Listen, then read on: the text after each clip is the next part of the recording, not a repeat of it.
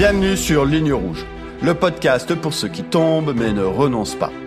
Dans ce podcast, nous partagerons sur le monde du travail des anecdotes, des exemples précis, de l'actualité, des vérités qui dérangent. Et une voix, la mienne. Je m'appelle Grégory Caron. J'ai traversé les tempêtes, vécu l'échec et la chute, mais je m'en suis relevé.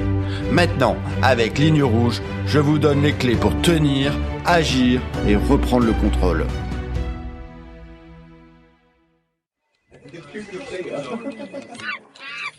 Savez-vous ce qu'on a en commun avec les animaux ? On vit en troupeau, répartis en espèces. On marque notre territoire, on adopte des comportements d'instinct et certains d'entre nous sont des prédateurs. Et s'il y a bien un endroit dans l'entreprise qui ressemble à une jungle, ce sont les bureaux ou les open space. Une vraie savane urbaine où l'entreprise vous entasse à 50 en vous expliquant que ça va favoriser la collaboration et la créativité. Mauvaise idée. Et spoiler, ça favorise surtout les envies de meurtre. 4e épisode du podcast de Ligne Rouge. Restez avec moi. Dans la première partie, je vais vous présenter les 10 espèces que j'ai identifiées au fur et à mesure de mes aventures dans quelques jungles hostiles. Et je vous fais le pari que vous allez reconnaître du monde autour de vous. Dans la seconde partie, je vous expliquerai comment les gérer sans finir en arrêt maladie, ou pire, en prison pour meurtre. Espèce numéro 1, le braillard ou l'éléphant. C'est celui qui téléphone comme si tout l'étage devait profiter de sa conversation. Il a un mégaphone en guise de corde vocale. Son habitat, son bureau, le plus central de l'open space, les couloirs, l'espace pause, près de la machine à café. En fait, partout où il peut se faire entendre. Le danger, pollution sonore chronique. Impossible de se concentrer. Vos écouteurs et votre casque deviennent vos meilleurs amis. Technique de dressage, le regarder fixement pendant qu'il parle. Ça marche dans la plupart des cas. Espèce numéro 2, le voleur de mérite ou le vautour. C'est l'artiste de l'appropriation qui transforme le nous en jeu. Il plane au-dessus de vos idées comme un charognard sur une carcasse, prêt à piquer le festin sans chasser. Son habitat, les rares réunions de décision, les meetings clients et les points avec le boss. Danger, votre invisibilisation progressive. Technique de défense, email récapitulatif systématique après chaque échange. La trace écrite est votre assurance vie. Le vautour ne peut plus voler ce qui est daté et signé. Espèce numéro 3, la balance ou le serpent.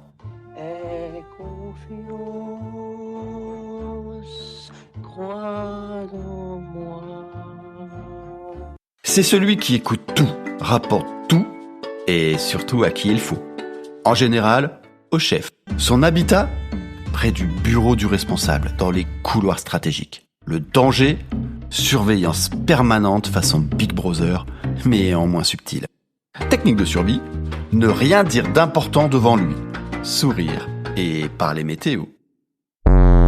Espèce numéro 4, le catastrophiste ou le corbeau. C'est celui qui croasse la fin du monde tous les matins. Mais quand l'orage arrive, c'est le premier à se planquer sous son bureau. Son habitat ? Partout où il peut répandre son anxiété. Post-café, couloir, after-work. Danger ? Contamination émotionnelle. Vous finissez stressé sans même savoir pourquoi. Technique d'évitement ? Ah bon ? Tiens, tu as vu le dernier épisode de mercredi ? Ou plus direct ? Ok, mais toi ? Qu'est-ce que tu fais pour concrètement te préparer à cette fin du monde que tu annonces ? Espèce numéro 5, le passif-agressif ou le chat. C'est le roi du mail avec copie stratégique à ton boss. C'est le champion de la petite phrase assassine enrobée de politesse.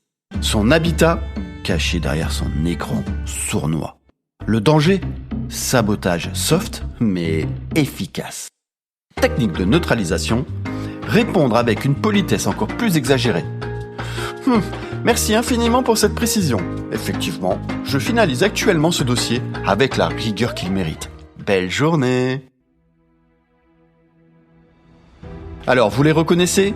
Je parie que oui. Mais c'était que la moitié du bestiaire. Attachez-vous, la suite est tout aussi savoureuse. Espèce numéro 6, le glandeur stratégique, ou la tortue. Formation tortue ! C'est celui qui est toujours débordé, mais jamais vraiment occupé. Ah, désolé, j'ai 3 réunions aujourd'hui. Ouais.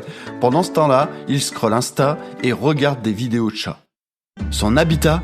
Réunions inutiles de 2 heures qui auraient pu être remplacées par un mail de 3 lignes. Le danger ? Vous finirez par récupérer son travail par solidarité d'équipe.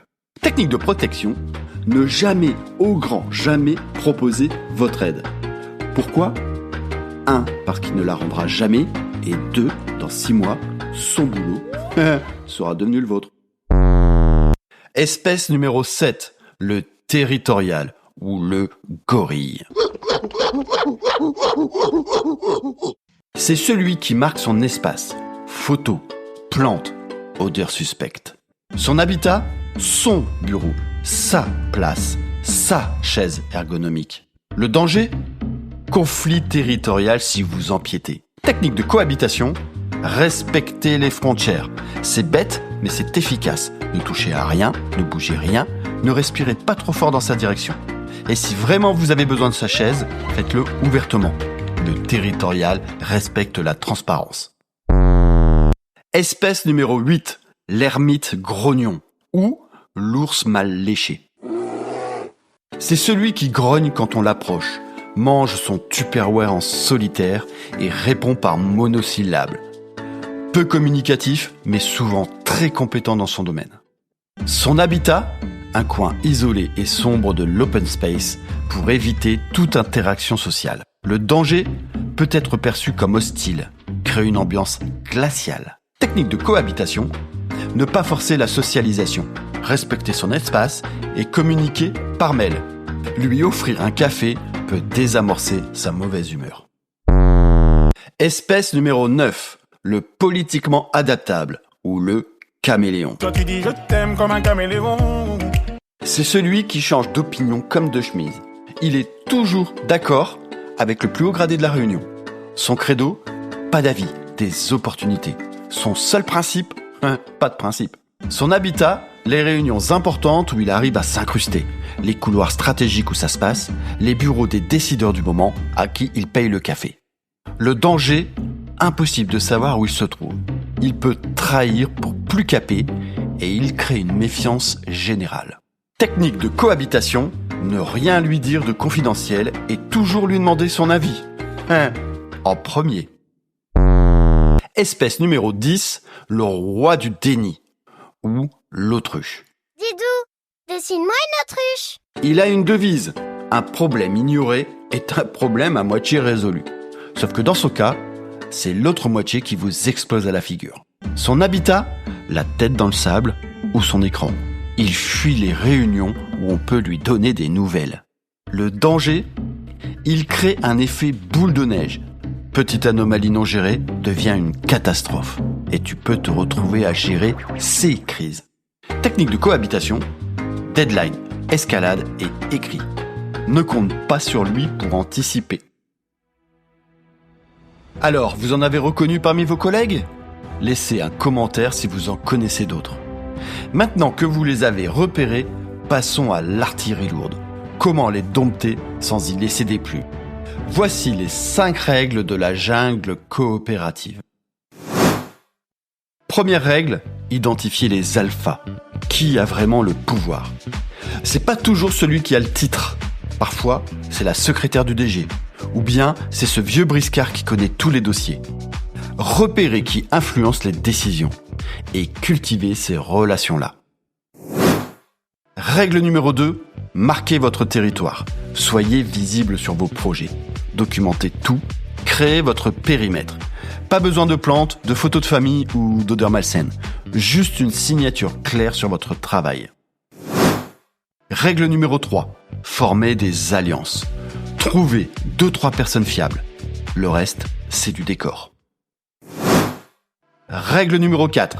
Ne nourrissez pas les toxiques. Pas de réaction émotionnelle, pas de nourriture pour eux. Le braillard cherche l'attention, la balance cherche du contenu, le catastrophiste cherche de l'écho. Ne leur donnez rien, restez neutre, poli et distant. Règle numéro 5, ayez toujours une sortie de secours. CV à jour, réseau activé, plan B en tête. Parce que le jour où l'open space ou votre bureau deviennent insupportables, vous devez pouvoir partir sans dépendre de personne. Vous avez un avantage décisif sur toutes les espèces de cette jungle, votre conscience. Vous pouvez observer, analyser, choisir votre comportement. L'open space n'est pas qu'un lieu de travail, c'est un écosystème où cohabitent prédateurs, proies et charognards. Vous n'êtes pas obligé d'aimer tout le monde, vous êtes seulement obligé de survivre, lucidement. Identifiez les espèces, adaptez votre posture et gardez votre énergie pour ce qui compte, votre travail et votre santé mentale. Et souvenez-vous de la règle d'or de la jungle. Le plus dangereux, ce n'est pas l'animal en face de vous, mais c'est celui qui veut vous mettre en cage. C'est la fin de cet épisode. Merci d'avoir écouté Ligne Rouge, le podcast pour ceux qui tombent mais ne renoncent pas. Si cet épisode vous a parlé, partagez-le, abonnez-vous. Et si vous aussi vous traversez une période difficile, je peux vous aider à reprendre la main. Rendez-vous sur ligne-rouge.co. À bientôt.